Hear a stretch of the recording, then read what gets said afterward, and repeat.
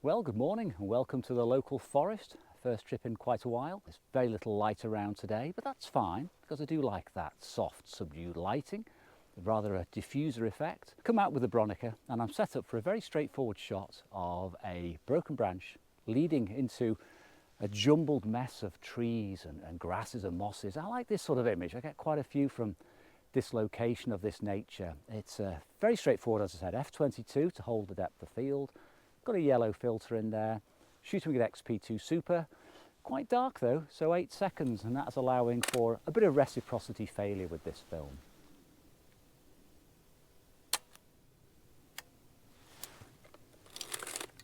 So let's have a quick look at the scene here, what I'm shooting. Now, I have this branch running through the frame here. Now the nice thing is that the branches themselves are sort of quite light. Now for black and white that's important because I haven't got the differentiation and the subtlety of colour. So I'm placing this as sort of a diagonal across the frame. This is the star of the shot.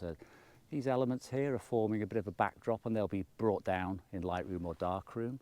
It's a very simple and subtle shot and it probably doesn't work as an individual image, but in conjunction with other images I've shot from here, it forms a good balance. You could definitely form a series of these images. And just to mention here, this really does need the square format to work.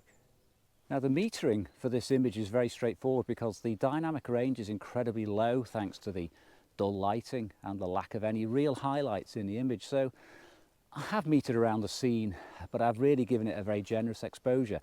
I've gone for the 8 seconds, which is really 4 seconds, but I've allowed for reciprocity failure there.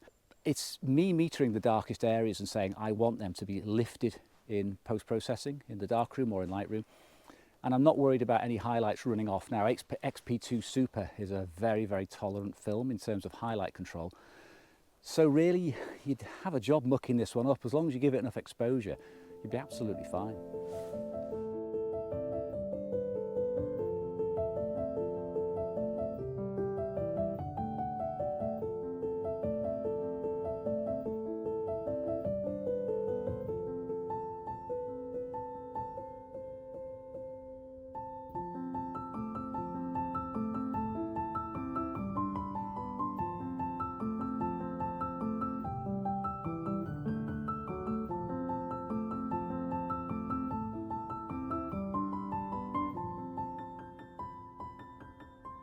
Now, I don't know about you, but the weather has a huge impact on my mood and the way I feel and the way I photograph. Today, it's dull, but it's incredibly calm. And that's made me feel calm as well and plodding along. I'm in no rush to get anywhere particular because I'm in the forest. I have no sort of final destination in mind. But it's just nice to take your time and just soak it all in, really. And I'm sure that leads to better photographs in the end.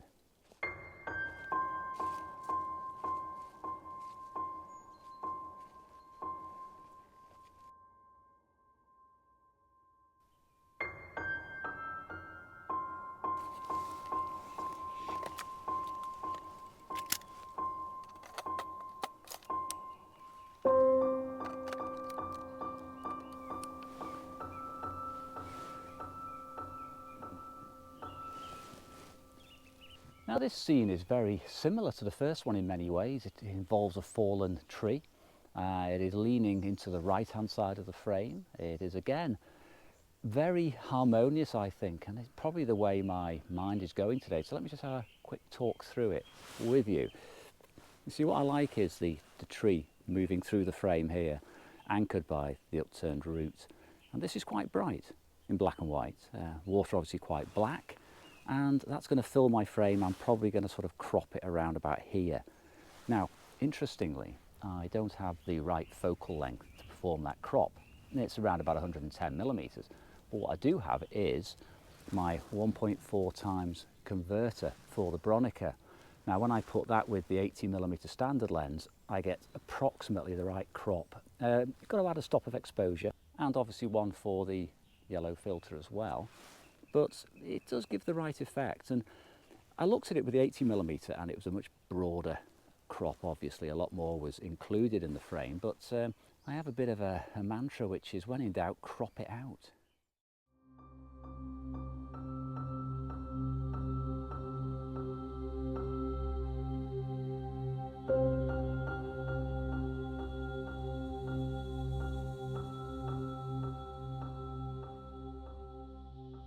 Now I recognise today that none of these images I've taken so far, or I'm likely to take, are jump off the page, dramatic, standout images. They're all quite quiet.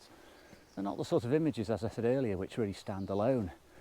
But if you start to produce a body of work encompassing many of these types of scene in a sort of similar or the same location, it all starts to gel, and seen as a whole, it sort of starts to convey a message and a mood. And that's not something a single image of this nature can do, so I am quite prepared to work in locations like this for extended periods of time, knowing that I'll eventually not only improve my compositional skills, but potentially put together a portfolio. Now, I've been drawn immediately to this scene in front of me by the distant silver birch trees which are lining the bank here.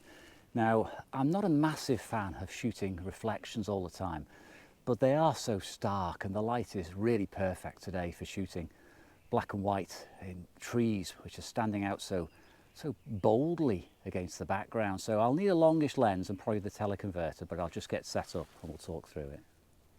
It's unlike the subtlety of some of the earlier shots where a little bit of colour may help at times to lift the image. There's no such compromise here. This is a black and white image. Even if I had a digital camera, I would convert it to black and white. Not something I like to do, obviously. I like to shoot with film, but it is tailor-made for this sort of shot. But I do have to get the framing right, because if trees pull out of the frame to the left or the right, or there's some detritus in the foreground, that can take your attention away from it. Now, you can play some of that down in Lightroom or in the darkroom by burning and dodging, but I love to get it right in camera.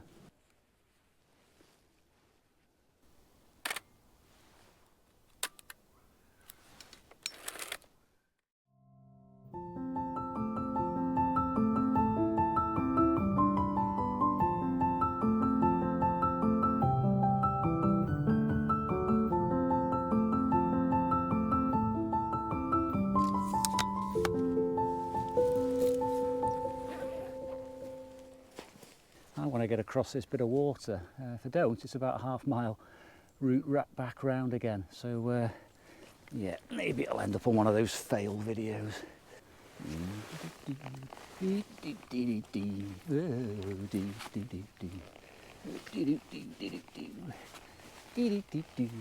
Oh, yes. Oh, no problem at all.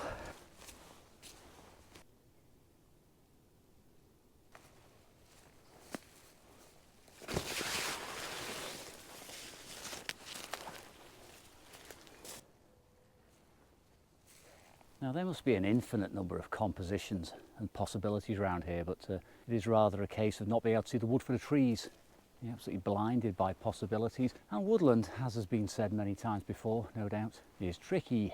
It's especially tricky in black and white because separation is a real problem. It's not so bad in colour. It's bad in colour, but it's not so bad, because in black and white, all these greens and browns just merge together.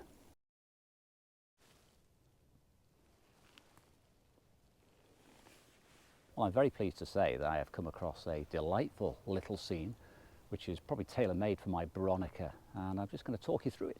Okay, so what we have here is a fantastic tree trunk, silver birch, with just a little bit of the old silver on it, and it's got a curve in it which is really important. Now, there is a log next to it, which is okay, I don't mind that, and this foliage is beautiful. It's offsetting it's providing a nice background for it to sit against, and there's some beautiful little tree trunk showing through at the back. Just a little bit of detail there. However, and this is the reason I've spent the last half an hour, it's like a large format shoot this, half an hour messing with composition.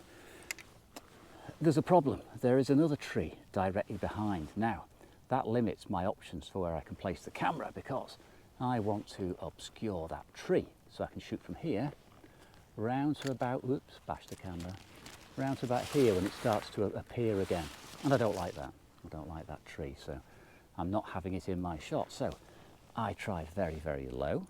I tried standing up high, and the problem with standing up high is some of these tree branches here will be difficult to hold in focus with a medium format camera, and also they decrease the importance of the tree trunk, which is the star of the show. So here I am, crouched down here, obscuring the tree behind, I'm taking in the beautiful curve of this magnificent specimen.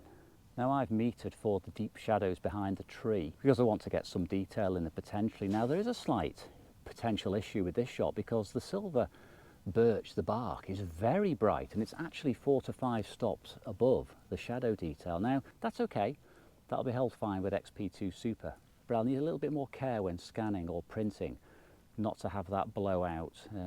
Printing with darkroom, maybe 4 or 5 stops maximum with the paper, and scanning I'll have to make sure I bias it towards the highlights and then maybe pull up the shadows later. So not difficult for this film's latitude, but just something to be aware of. Another decision I made with this shot was to focus on the tree trunk itself and allow the background to drop out. Now if you look at my aperture, I have gone for f16 now. F16 is a small aperture, but not at this distance and not with medium format, so the background will degrade gradually, which is what I want, and I don't want to risk anything being out of focus in the foreground, the log, the tree trunk, and also these branches. You can see that the tree trunk comes up and towards me, leans towards me a little bit, so by focusing around about here and f16 I should be okay. This stuff here behind in the corners I'm not that worried about.